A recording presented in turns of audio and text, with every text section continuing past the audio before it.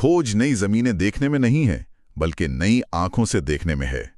मशहूर लेखक मार्सेल प्रूस्ट की ये बात विज्ञान पर मुझे लगता है बिल्कुल सटीक बैठती है। अक्सर बड़ी खोजें तब होती हैं जब कोई किसी जानी पहचानी चीज को एकदम नए नजरिए से देख लेता है। और आज हमारे पास एक ऐसी ही कहानी है। जब कोई हीरा कहता है तो हमारे दिमाग में क्या आता है? एक बिल्कुल साफ, बेदाग, चमक चमकता हुआ पत्थर, बेशकीमती। लेकिन अगर मैं कहूं कि एक भौतिक विज्ञानी के लिए एक त्रुटिहीन हीरा शायद उतना दिलचस्प ना हो। असली जादू तो तब शुरू होता है जब हीरे में कोई खोट हो, कोई कमी हो। आज हम द हिंदू में छपे एक लेख के आधार पर हीरे की एक ऐसी ही खास कमी की गहराई में उतरेंगे जिसे कहते हैं नाइट्रोजन वैकेंसी सेंटर। हम समझेंगे कि कैसी ये छोटी सी खामी क्वांटम टेक्नोलॉजी की दुनिया में क्रांति ला रही है और हाल की एक खोज ने कैसे एक मानी हुई समस्या को ही समाधान में बदल दिया।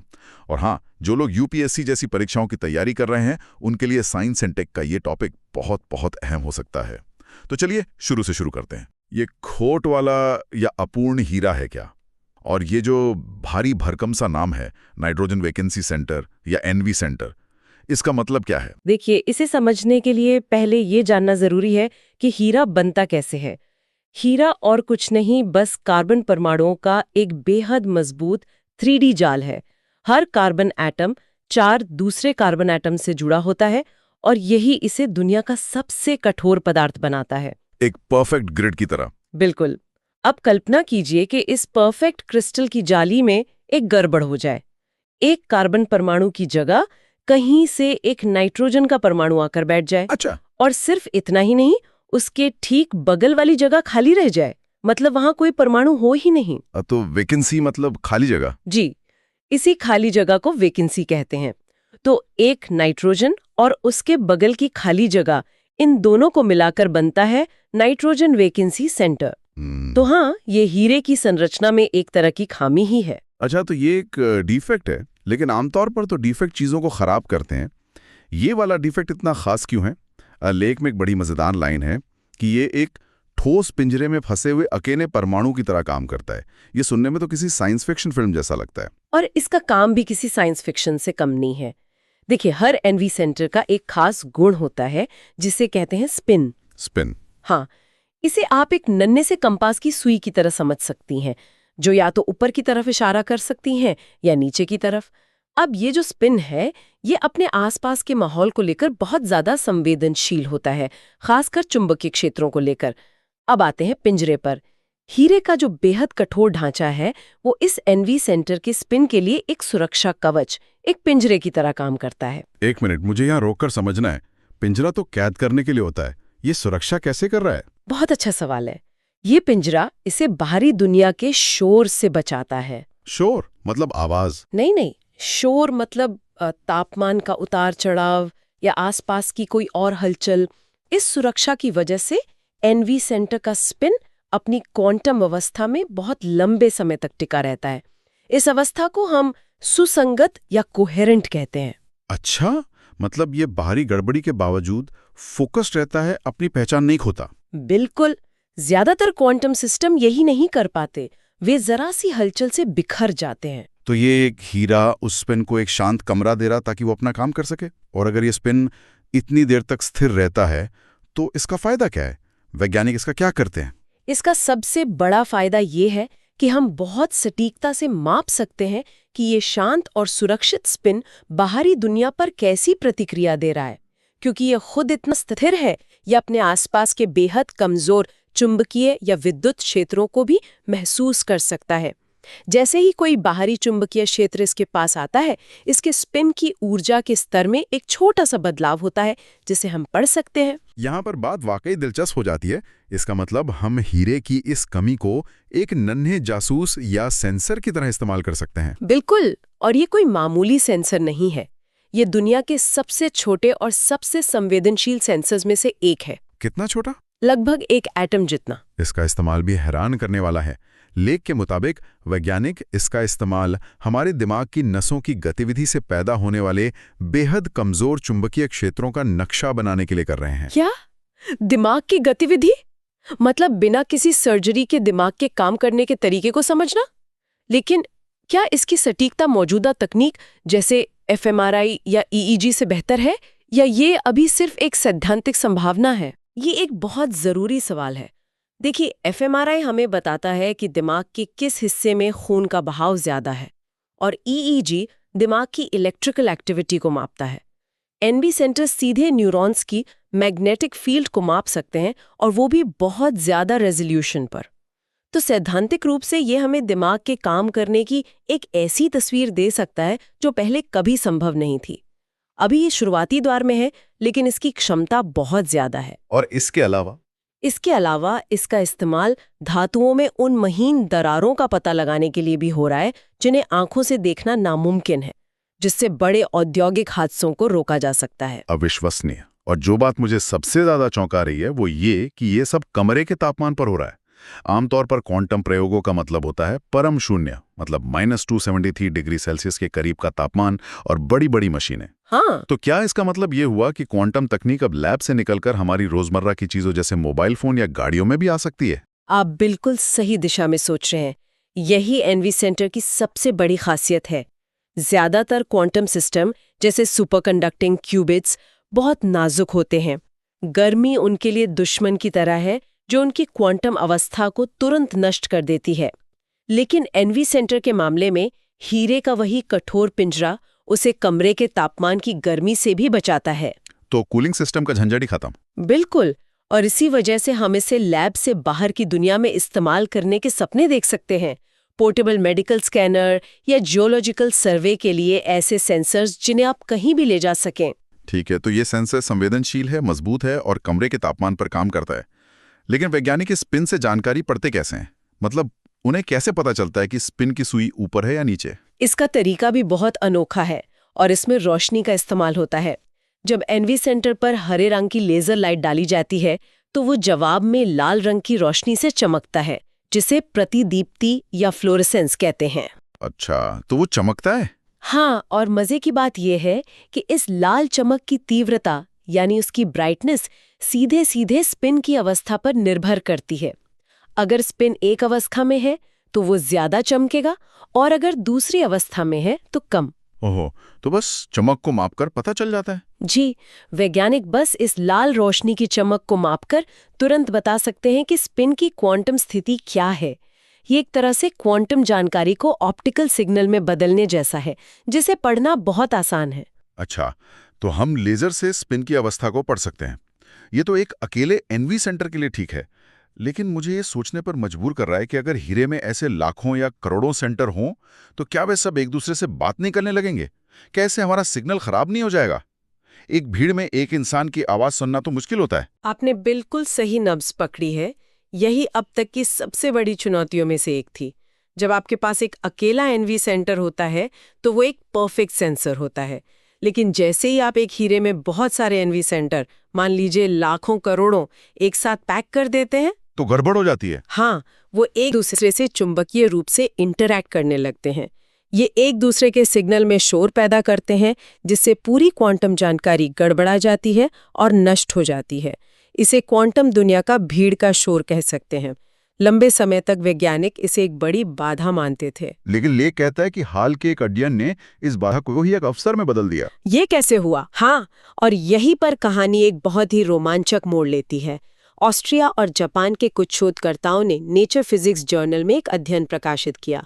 उन्होंने जानबूझकर एक ऐसा हीरा लिया जिसमें एनवी सेंटरों की आबादी बहुत घनी थी, लगभग 9 ट्रिलियन एनवी सेंटर। 9 ट्रिलियन? जी। फिर उन्होंने इस हीरे को एक सुपर कंडक्टिंग माइक्रोवेव कैविटी में रखा। इसे आप एक गिटार के साउंड बॉक्स की तरह समझ सकते हैं, लेकिन ये माइक्रोवेव तरंगों के लिए बना है। इसके बाद उन्होंने एक तेज माइक्रोवेव पल्स का इस्तेमाल करके इन सभी 9 ट्रिलियन स्पिन को एक साथ ऊर्जा दी, जैसे किसी सेना को एक साथ अटेंशन की कमांड दी हो। तो उनकी उम्मीद क्या थी और असल में हुआ क्या? क्या नतीजा वैसा ही था जैसा वो सोच रहे थे? बिल्कुल नहीं, नतीजा चौंकाने वाला था। उनकी उम्मीद थी कि सारे ऊर्जा से भरे एनवी सेंटर एक साथ अपनी ऊर्जा माइक्रोवेव प्रकाश के एक बहुत तेज धमाके के रूप में छोड़ देंगे।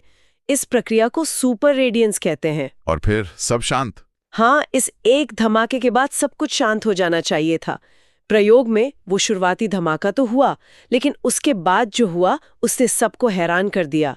एनवी सेंटर फिर से धड़कने लगे और उन्होंने लगातार 1 मिलीसेकंड तक एक स्थिर माइक्रोवेव बीम छोड़ना जारी रखा। 1 मिलीसेकंड, ये तो पलक झपकने से भी बहुत कम है।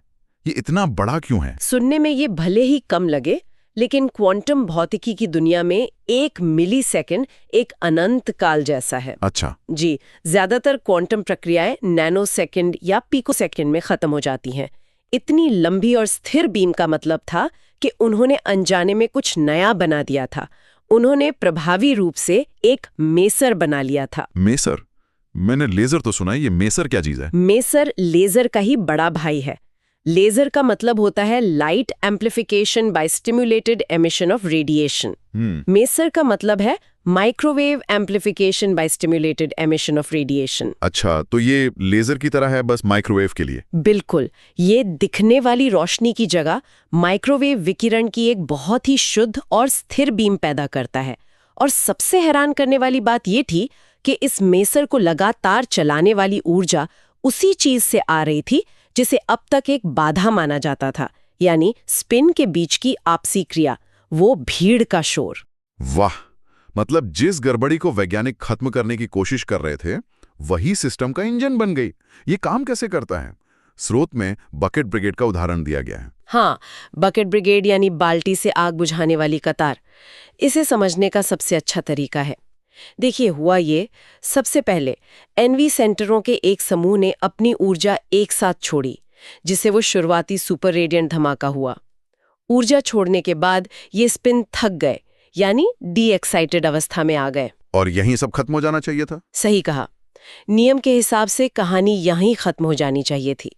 लेकिन इस घने हीरे में ये थके हुए स्पिन दूसरे ऊर्जा से भरे स्पिन से पूरी तरह घिरे हुए थे। तो अगर मैं सही समझ रहा हूं, ये बकेट ब्रिगेड असल में ऊर्जा का एक रिले रेस है, जहां थके हुए स्पिन अपनी खाली जगह भरने के लिए पड़ोसियों से ऊर्जा ले लेते हैं, जिससे पूरी लाइन चलती रहती है। क्या मैंने सही समझा? आपने बिल्कुल सटीक समझा। उन स्पिनों के बीच एक चुंबकीय क्रिया होती है, जिसे मैग्नेटिक डायपोल डायपोल इंटरैक्शन कहते हैं। सरल भाषा में कहें तो ये नन्हे चुंबक एक दूसरे को लगातार धकेलते और खींचते रहते हैं। इसी प्रक्रिया के जरिए जो ऊर्जावान स्पिन थे, उन्होंने अपनी ऊर्जा पड़ोस के थके हुए स्पिन को ट्रांसफर कर दी। जैसे आग बुझाने वाली लाइन में बाल्टी आगे पास करते हैं। बिल्कुल वैसे ही। इस लगातार ऊर्जा के लेन देन ने उस ऊर्जा के गड्ढे को फिर से भर दिया जो पहले धमाके से बना था। इसी बकेट ब्रिगेड की वजह से माइक्रोवेव का उत्सर्जन रुका नहीं, बल्कि एक स्थिर बीम के रूप में लगातार चलता रहा। यह सचमुच अविश्वसनीय है। तो इसके संभावित अनुप्रयोग क्या हैं? क्या हम जल्दी इस तकनीक पर आधारित डिवाइस देखने वाले हैं? इस बारे में अध्ययन के पहले लेखक वेनजेल कर्स्टन ने बहुत संतुलित बात कही है।